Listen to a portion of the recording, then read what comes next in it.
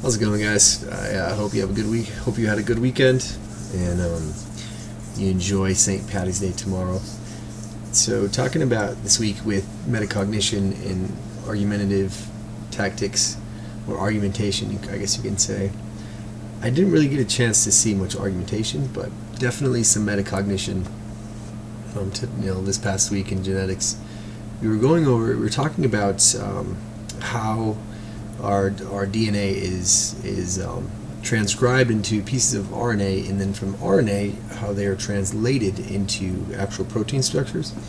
And so we were comparing the difference between bacteria and eukaryotes, or prokaryotes and eukaryotes. Eukaryotes being, cellular organisms that have nuclear membranes and all that kind of stuff, right? Or a nucleus, you can say.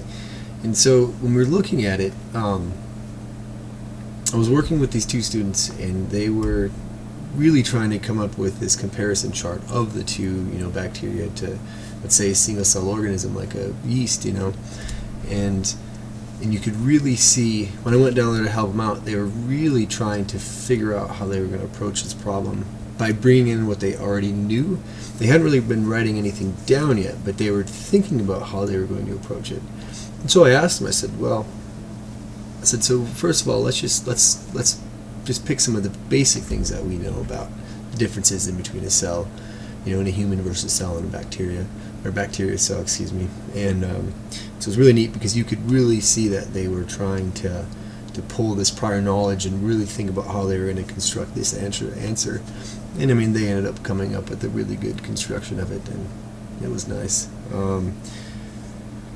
As far as, different ways that you can promote that type of thinking, I think the first thing that people think of is that you can, ask them to explain how they got to that reasoning, and I don't know, I think Dr. Talbot really hit the nail on the head when he was saying that. He just laid it out for him that, hey, I'm asking you this specifically so it shows you how to construct a problem like this in the future. And I think that would be a good way to do it, or promote that type of metacognition.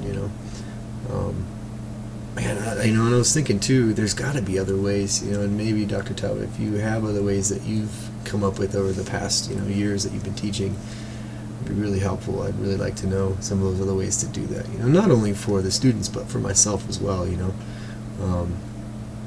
Especially now that you start getting to these higher levels of mastery, if you will, in these certain subjects, and you really need to know how to do that. Especially when you're sitting down in front of an exam, or a question of some sorts, or even if it's just working with the students.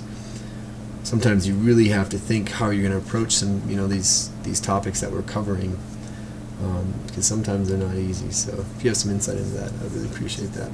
But I hope you guys had a great weekend, and I will see you on Friday.